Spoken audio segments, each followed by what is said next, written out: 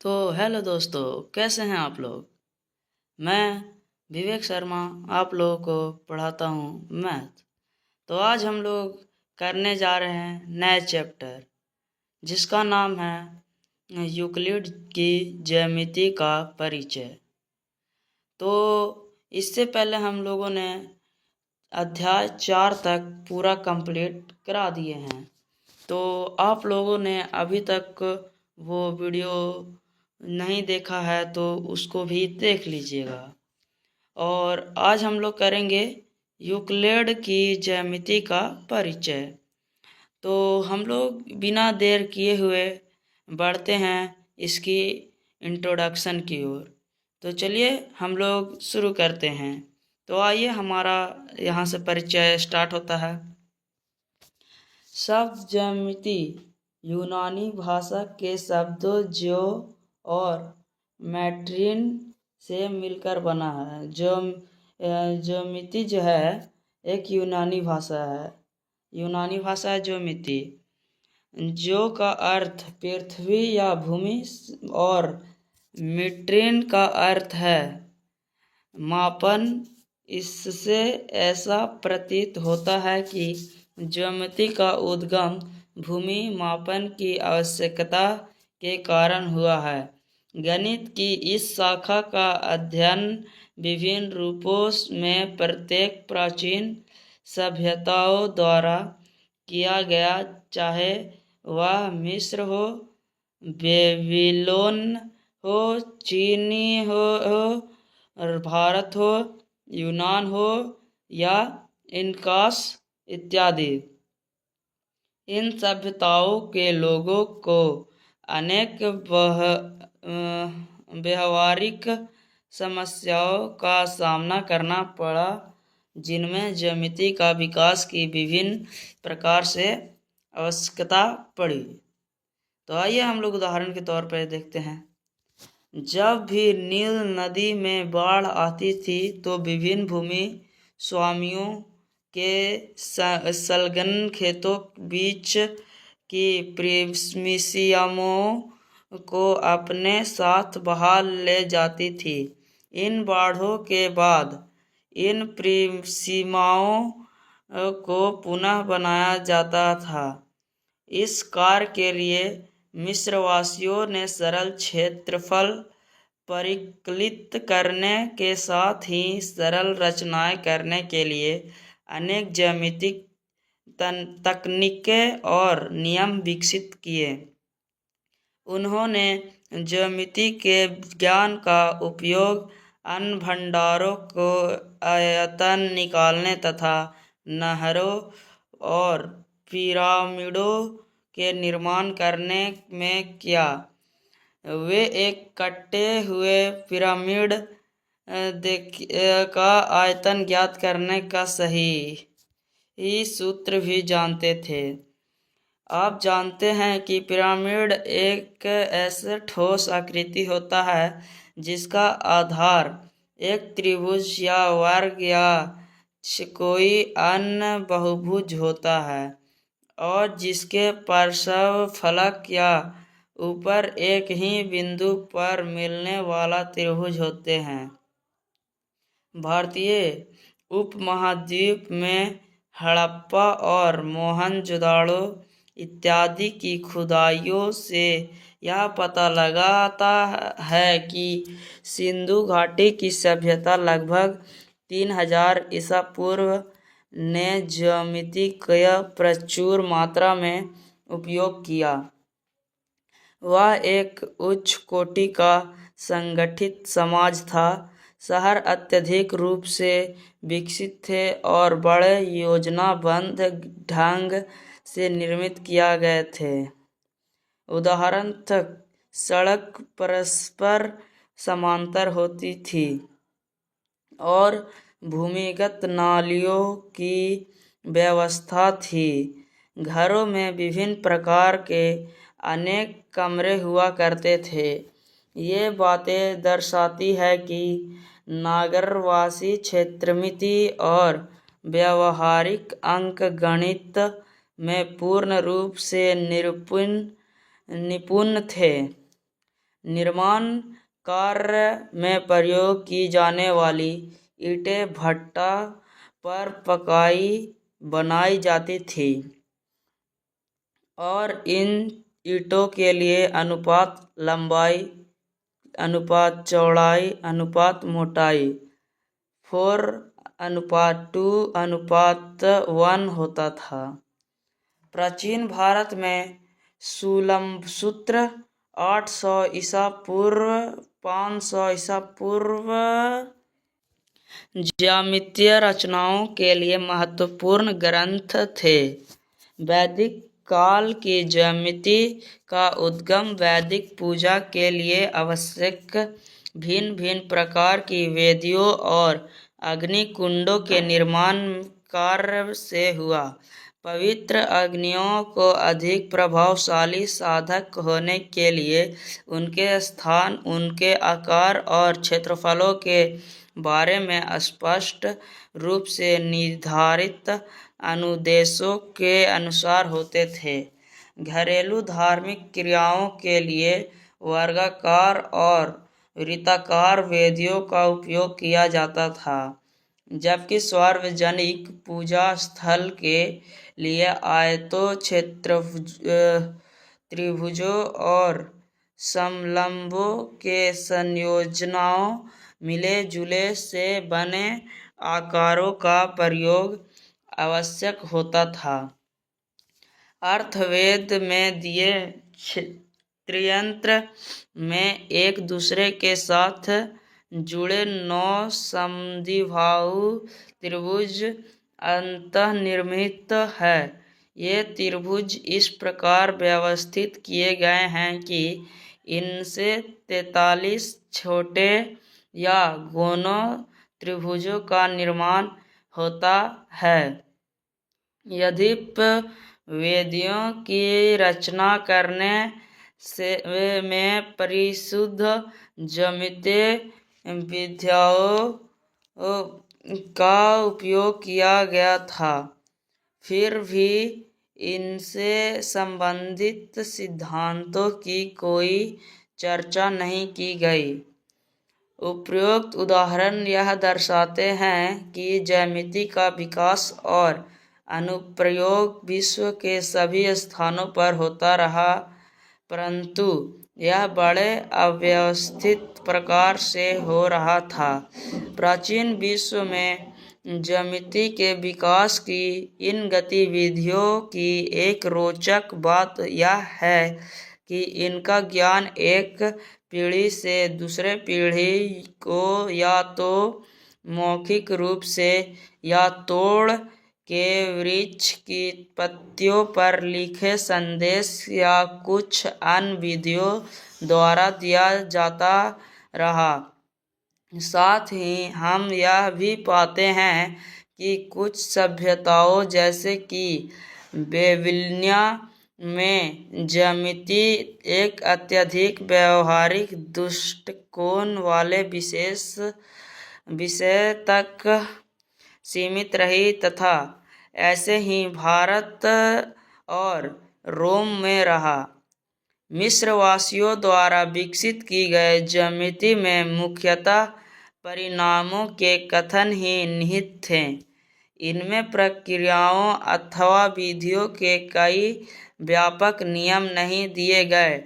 वस्तुतः बेबीलोनियों और मिस्रवासियों दोनों ही ने ज्यामिति का उपयोग अधिकांशतः व्यावहारिक कार्यों के लिए ही किया तथा उसको एक क्रमबद्ध विज्ञान के रूप में विकसित करने के लिए बहुत कम काम किया। परंतु यूनान जैसे सभ्यताओं में इस तर्क पर बल दिया जाता था कि कुछ रचनाएं किस प्रकार हो जाती है। यूनानियों की अभिरुचि उन कथनों जिनको उन्हें स्थापित किया था कि सत्य निगमनिक तर्क का उपयोग करके जांचने में थी। देखिए पृष्ठ 1। चलिए यहाँ से पढ़ते हैं हम लोग। एक यूनानी गणितज्ञ थेल्स को श्रेय जाता है कि उन्होंने सबसे पहले ज्ञात उपपत्ति प्रदान की। यह उपपत्ति इस कथन की थी कि वृत्त का व्यास वृत्त को समद्विभाजित अर्थात 2 बराबर भागों में विभाजित करता है। थेल्स का एक सबसे प्रसिद्ध शिष्य पाइथागोरस 572 ईसा पूर्व था, जिसका नाम आपने अवश्य सुना होगा, पाइथागोरस, और उसके सहयोगियों ने उनके ज्यामितीय गुणों की खोज की और ज्यामिति के सिद्धांतों का अत्यधिक विकास किया। यह प्रक्रिया 300 ईसा पूर्व तक जारी रही। इस समय मिस्र में अलेक्जेंड्रिया के एक गणित के शिक्षक यूक्लिड ने उस समय तक ज्ञात गणित के सभी ज्ञान को एकत्रित किया और एलिमेंट्स नामक अपने प्रसिद्ध ग्रंथ के रूप में उसे व्यवस्थित किया। उन्होंने एलिमेंट्स को 13 अध्यायों में विभाजित किया, जिनमें से प्रत्येक को पुस्तिका माना जाता है। इन पुस्तकों ने समस्त विश्व की ज्यामिति संबंधी समझ को आने वाली पीढ़ियों तक प्रभावित किया। इस अध्याय में हम ज्यामिति के प्रत्येक यूक्लिड के दृष्टिकोण की चर्चा करेंगे और ज्यामिति के वर्तमान स्वरूप से इस जोड़ने का प्रयत्न करेंगे। तो आइए हम लोग यहाँ से देखते हैं अभिगृहीत और अभिधारणाएं। तो चलिए आइए हम लोग पढ़ते हैं आगे। यूक्लिड के समय के यूनानी गणितज्ञों ने ज्यामिति को उस विश्व का एक सिद्धांत प्रतिमान सोचा जिसमें वे रहते थे। बिंदु, रेखा, तल या पृष्ठ इत्यादि की अवधारणाएं उन वस्तुओं से स्थापित की गई जो उनके आसपास थी। आकाश और उस अनेक आसपास के ठोस के अध्ययनों के आधार पर एक ठोस वस्तु की सिद्धांतीय ज्यामितीय अवधारणाएं विकसित की गई।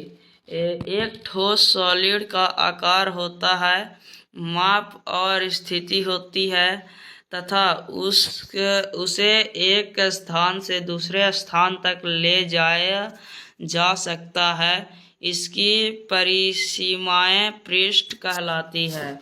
तो हमारे परिसीमाएं पृष्ठ कहलाती है।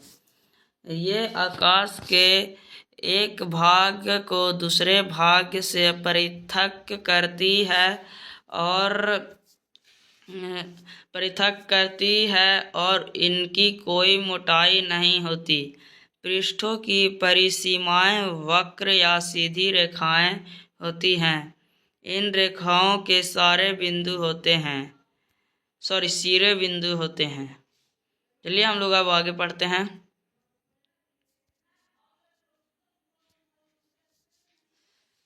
ठोसों से बिंदुओं, ठोस पृष्ठ रेखाओं बिंदु तक के 3 चरणों पर विचार कीजिए। प्रत्येक चरण में हम एक विस्तार, जिसे हम बीमा भी कहते हैं,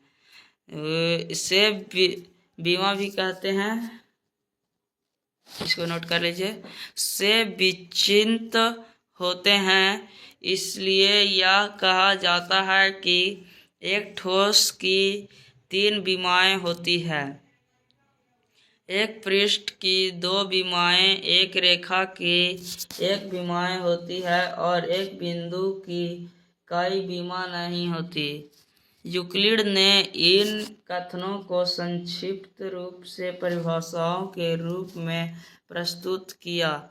उन्होंने अपने इन रहस्य दो घटनाओं का प्रभाव एलिमेंट्स की पुस्तक 1 में 23 प्रभाषियों देकर किया। इसको इरेज कर लेते हैं थोड़ा। इनमें से कोई परिभाषा नीचे दी जा रही है। फर्स्ट, एक बिंदु वह है जिसका कोई भाग नहीं होता। एक रेखा चौड़ाई रहित लंबाई होती है। एक रेखा के सिरे बिंदु होती है। एक सीधी रेखा ऐसी रेखा है जो समय पर बिंदुओं के साथ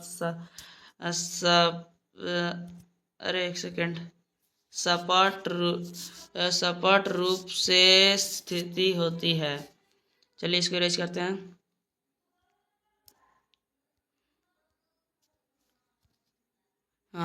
एक पृष्ठ सरफेस वह है जिसकी केवल लंबाई और चौड़ाई होती है। पृष्ठ के किनारे रेखाएं होती है। एक समतल पृष्ठ ऐसा पृष्ठ है जो स्वयं पर सीधी रेखाओं के साथ सपाट रूप से स्थित होती है। यदि आप ध्यानपूर्वक इन परिभाषाओं को देखें तो आप पाएंगे कि कुछ पैदों जैसे भाग, चौड़ाई, लंबाई, सपाट रूप से इत्यादि को स्पष्ट रूप से आगे और अधिक समझाने की आवश्यकता है। उदाहरण अर्थ बिंदु की परिभाषा पर विचार कीजिए जो यूक्लिड ने दी है। इस परिभाषा में एक भाग को परिभाषित करने की आवश्यकता है। मान लीजिए कि हम यह परिभाषित करें कि एक भाग वह है जो क्षेत्र घेरता है, तो हमें पुनः क्षेत्र को परिभाषित करने की आवश्यकता होगी। अतः एक वस्तु को परिभाषित करने के लिए आपको अनेक वस्तुओं को परिभाषित करने की आवश्यकता होती है और बिना किसी अंत के परिभाषाओं के एक लंबी श्रृंखला प्राप्त हो सकती है।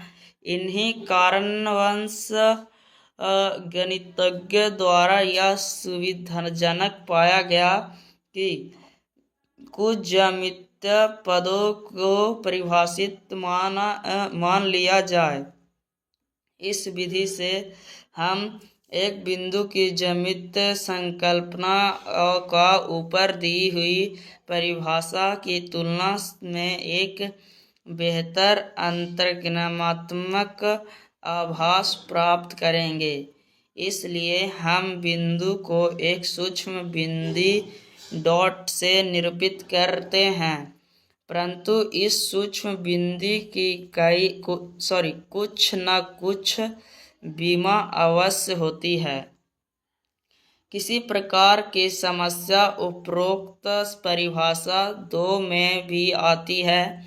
इसमें चौड़ाई और लंबाई का संदर्भ आता है और इनमें से किसी को भी पहले परिभाषित नहीं किया गया है।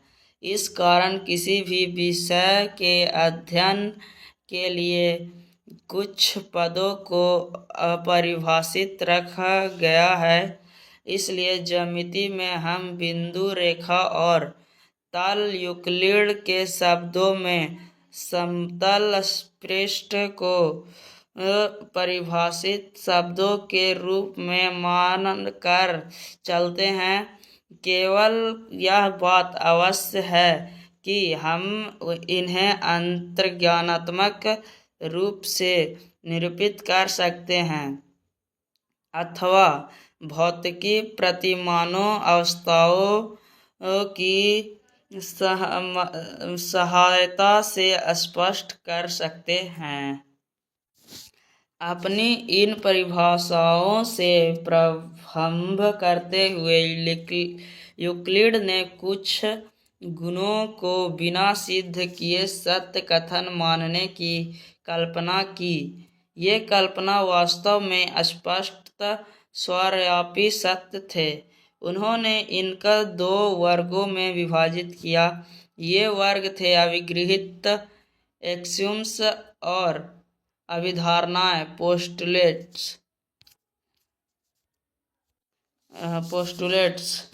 उन्होंने अभिधारणा शब्द का उपयोग उन कल्पनाओं के लिए किया जो विशिष्ट रूप से ज्यामिति से संबंधित थे। दूसरी ओर समान अभिधारणाएं, जिन्हें प्रायः अभिगृहित एक्सियम्स कहा गया, वे कल्पनाएं थीं जिन्हें निरंतर गणित में प्रयोग किया गया और जिनका केवल ज्यामिति से ही विशेष संबंध नहीं था। अभिगृहित और अभिधारणाओं की ओर अधिक जानकारी के लिए परिशिष्ट 1 को देखिए। यूक्लिड के कुछ अभिगृहित को बिना उनके द्वारा दिए क्रम के नीचे दिए जा रहे हैं। वे वस्तुएं जो एक ही वस्तु के बराबर हो, एक दूसरे के बराबर होती है। यदि बराबरों को